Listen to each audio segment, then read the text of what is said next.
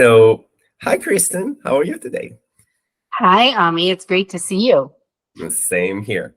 So, Kristen, we have hundreds of thousands of young authors around the world, and they are always intrigued to talk with storytellers, people that's what they do for living. And I have to admit that I met many people that published many books and many people that told stories. But when I need to tell a story, I come to you. For me, you are the best. Seriously, I'm not saying it as a compliment. You are the best storyteller that I know, because you have a very interesting combination of telling the story with the right amount of math, of heart, and of creativity. So our students, they just, most of them are writing their first book, and they know how to tell stories, but they don't know how to frame it. So when you have to tell a story, how do you start? I think the first thing to think about is, why do I want to tell this story? So we have stories happen to us all the times in our life, and we might think like, I really want to tell this story because I want somebody to understand more about me, or I want them to understand where I'm from. Like sometimes you and I, Ami, will talk because we're from two different countries, and so we're trying to explain to each other, well, what is it like in Israel, and why does Israel do the things Israel does? And I'll say the same things about the United States. Sometimes we want to tell somebody a story because we want them to learn something. And rather than just telling them like, you should know this, which is not always a great way to learn something, someone can actually tell a story about how they came to learn about something. So a lot of times for young people around the world, they tell us stories about what's happening where they are around climate change. And it's helping us to understand a little bit about what's going on in our world so that we can think about, well, what do we want to do about that? So stories are really powerful, but I always say, first start to think about, why are you telling this story? Because I think it helps you to think about maybe the best way to share the story when you understand what its purpose is. So asking myself why I tell the story. Now, what I like about you work for some of the world's biggest organizations, some of the world's famous people, and they need to sometimes convey very complicated stories. But you somehow manage to say it in 5 words. And so how does it work? Like, how do you take something like, I'm thinking, I'm dreaming, I woke up in the morning, I have this idea, but I want to start. I want to put something there. How do I technically do that? So it's a really good point. So you have to start a story at a starting point. So this isn't stream of thought. You're not just trying to, say, blah, blah, blah, blah, blah, everything I know about, let's say human rights. Instead, you have to start by saying, I'm going to start this story here, which really will tell people. So it's a joke, but once upon a time is actually a super important thing, is to say, I'm going to start my story here. And it might be that, on this day at school, Bobby woke up and decided today was the day he was going to tell the librarian what he really thought. And you're already sort of intrigued because, Bobby woke up. You're not given a big backstory on Bobby. We don't yet know who Bobby is. We don't know what's been going on with the librarian, that he needs to share something. But we're sort of intrigued, and we know he's going to walk into school and tell the librarian what's on his mind. So it's really important to have a starting point for a story. So you just want to be able to say, at this time period, this is where it all begins. And really try and capture us with that first line so that we're curious, right? I'm now curious, what's going on with Bobby? So we really want to start a story with a strong opening line that introduces us to a character and starts at a very specific time and place, so I can already start to see what's about to happen. So it's almost like you're putting like a flag in the ground saying, we're starting here. And this moment is like a wow moment because somebody actually had like a flag or something. Now, by the way, technical question. When you start telling a story at the beginning, at the brainstorming phase, do you know already, or do you come back to this starting point later in the way you write? You might, of course, as a good storyteller, you'll go back and edit your story. But I think when you're just trying to get started, really start to think about, when does this story really get going? And again, you might come back and back it up a little bit or move it forward a little bit. But in general, once you sort of know this is where I'm going to start my story, it just takes on a life of its own there, right? It starts to build momentum. So it's important as a storyteller to know this is where I'm gonna begin. Okay. So and I'm taking you back to the complicated story. Let's talk about climate change, right? Yes. Very complicated story, right? But somehow you need to sometimes tell this story in a page or a half or a sentence. What's the technique there? Like, what do you focus on and what do you ignore? So you want to know where your story is going to go. So we've started it, right? So it might be that Bobby, who's now left the library, is standing at the beach and he's noticing for the first time that when he was there last summer, there were a bunch of sand dunes, a bunch of those gigantic, almost mountains of sand that he had to climb over to get to the beach. And today he's noticing they're not there.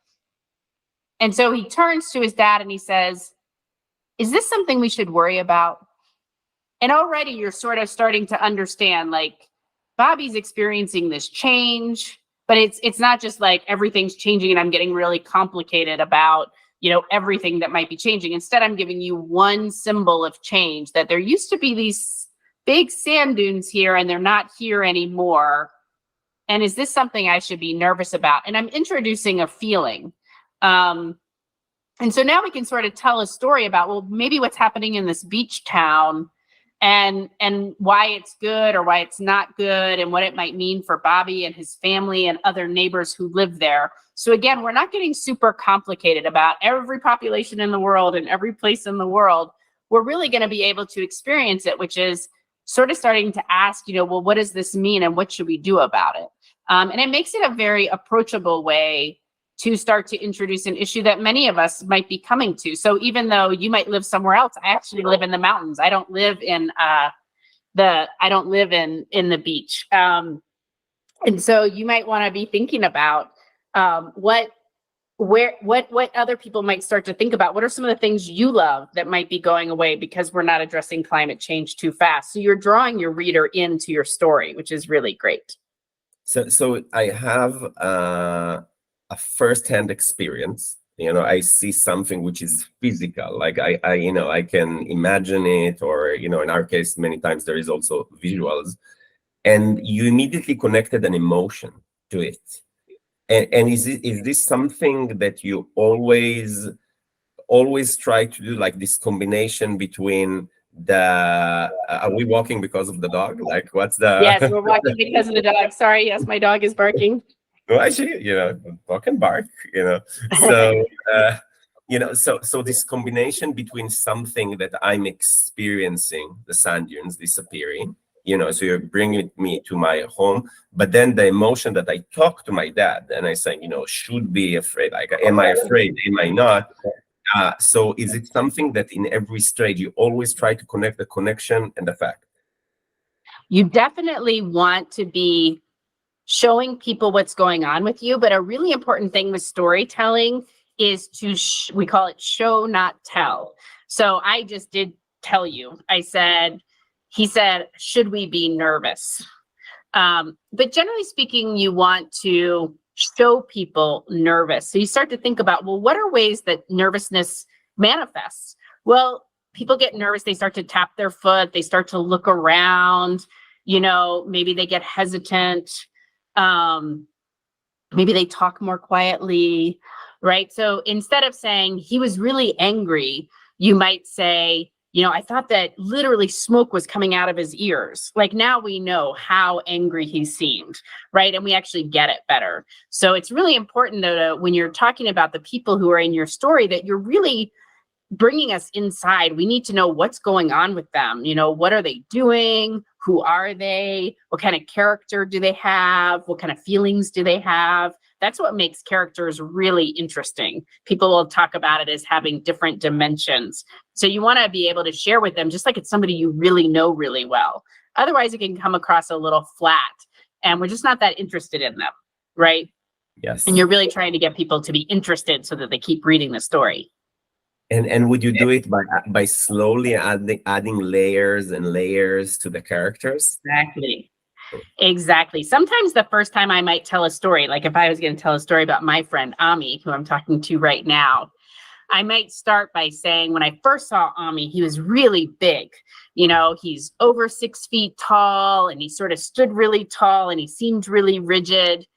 And I thought, oh my gosh, I don't know. Like, maybe he's not that nice. And then he burst into this big grin and it just completely changed his demeanor. And it made me immediately want to be friends with him and go walk over and have lunch. Right. And so I'm sharing with you as I'm getting to know Ami in this case, I'm letting you know how I'm experiencing it and how it's rolling out. And then I can keep talking about, you know, what might be happening at lunch. So if this is the story of how Ami and I became dear friends, right? So the reason I'm telling people this story is how they might want to know. People ask me all the time, how do you know Ami? And I have a story about how I know Ami. That's how I might start, to actually walk the listener through how I experienced Ami and what my story was and how I became dear friends with him. Well, thank you, but it's really interesting. Now, so you build those layers, but now I want to take you to the math aspect of storytelling.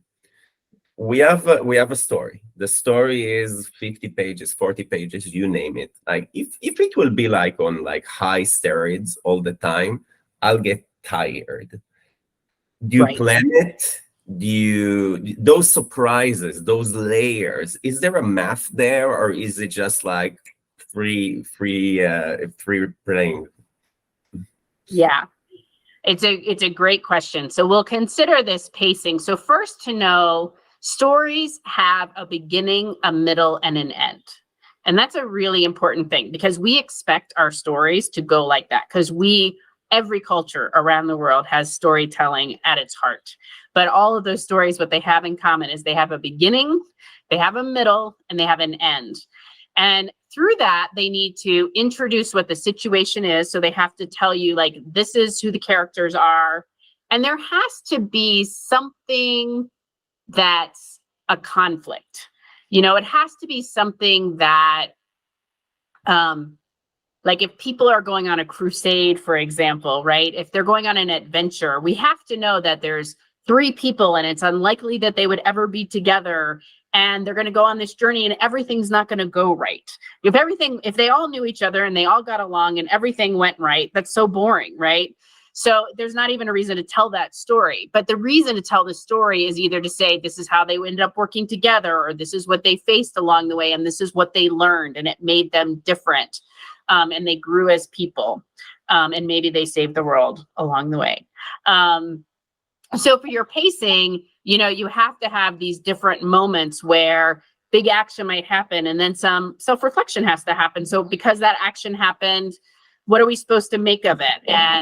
And so, you know, there can be moments where you're like, oh my gosh, are they going to make it? And then something happens and then we have to feel calm. So you might have just made us anxious and now you need to make us feel calm or relief that something happened. And so as you think about your story, you should think about this pacing and getting us through. So sometimes what I find is people they take too long doing the setup at the start, or they get to the middle and they just can't kind of get us through that middle, which gets us to the resolve. So, you know, there should be a big conclusion at the end of your story that tells us this is wrapping up now.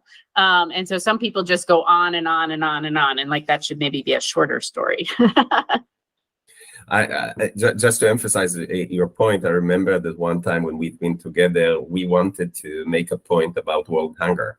And there was a debate. We wanted to put a big poster, and I will not say what was the poster, but we wanted to say a big poster. And you said this needs to be something that nobody can ignore. And there is no, you cannot do it like in a soft way. There needs to be something huge.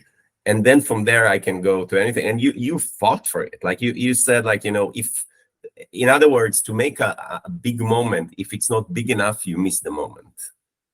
Am I right?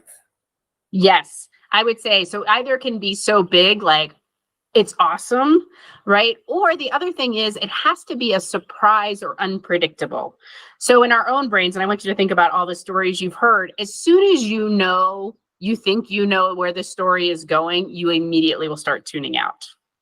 So it has to be something that is unpredictable. So going back to our Ami story and how I met Ami, if I tell you that he seemed big and imposing, but then he smiled, I before said, and I had huge relief, and then I went over to have lunch with him. If I instead said, and that smile made me even more scared, you'd be like, well, why did that smile make you more scared? So you have to think about how are you leading the reader through your story to keep their attention.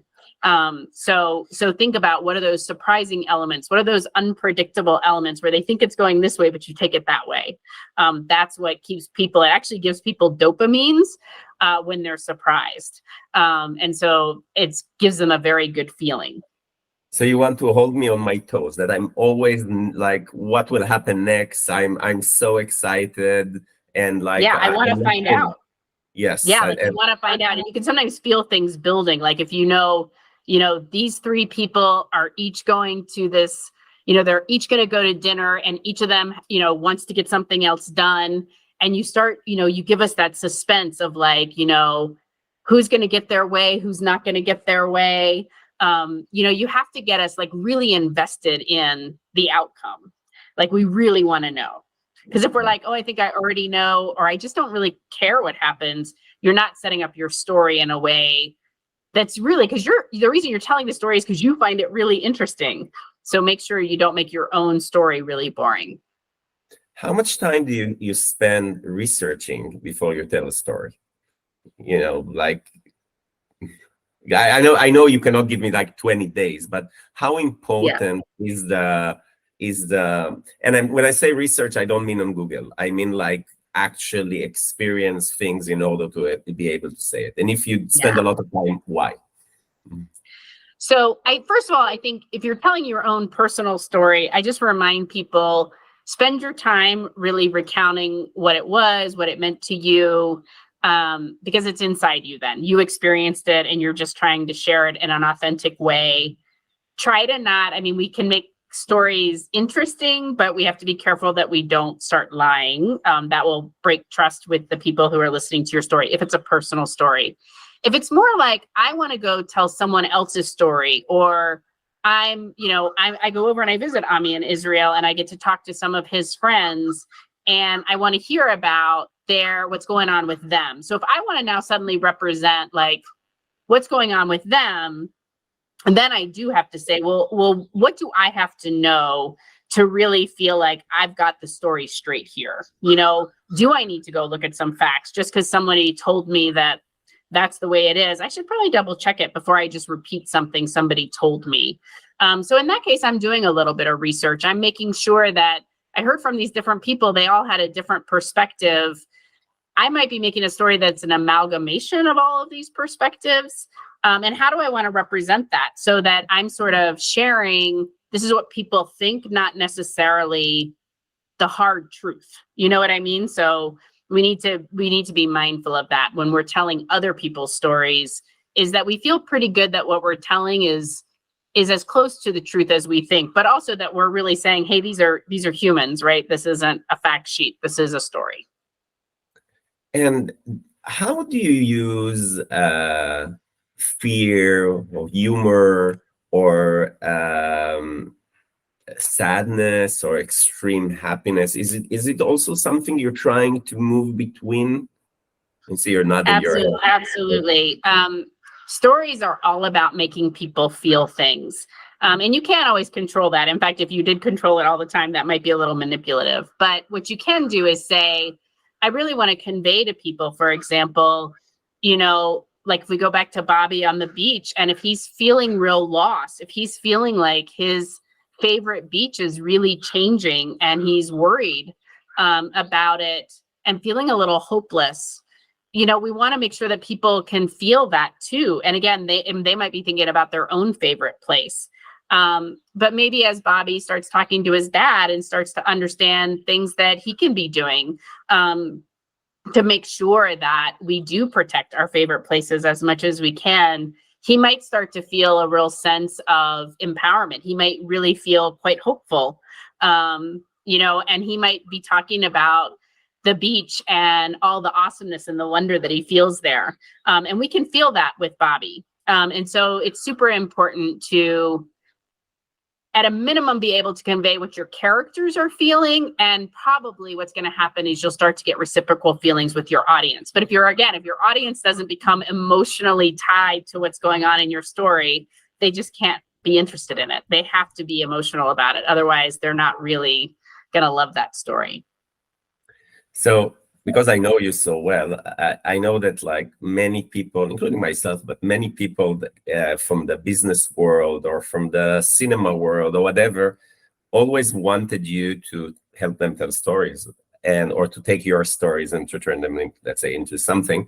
You always insisted of only telling stories that are driving social justice, social change, positive impact around the world. And that's a choice that you made. Why did you make this choice? I believe that people telling other people's stories about what kind of world we can live in, that we make choices all the time, whether or not we're going to treat each other well, whether or not we're going to be a warring society, whether or not we take care of animals. All of these things happen because we tell really good stories. And so I think there is a real reason that more than anything, more than social media, more than the news, people really trust and listen to their neighbors and family. And so it's super important that you tell stories to your friends and family and that really help people to see that we can live in a wonderful, beautiful world, but we have to choose that. And so for me, that's really important. And I think when other people tell people like, hey, this issue is really important to me, and here's my story why, and here's what I'd like you to do to help me on this issue or cause. It's one of the most powerful things we can do as humans. You know, Chat GPT is never going to have that power. Amazing. By the way, when did you start writing? How old were you? Oh, I was super young. Yeah, I have, as soon as I could form words, and probably even before that, when I could put stickers together, my stickers could tell a story. So, you know, my last name is Grimm. So the family is very famous for Grimm fairy tales. So we have a long history of understanding the power of stories. Okay. So I want to take you back now to the story, whether it's the army or the fish, etc. We created those layers. We kept people on their toes, keep surprising them, taking them from different emotions. Sometimes that were like some crazy peaks, and sometimes we're just reflecting on those a moment, and then we're getting to the end of the story.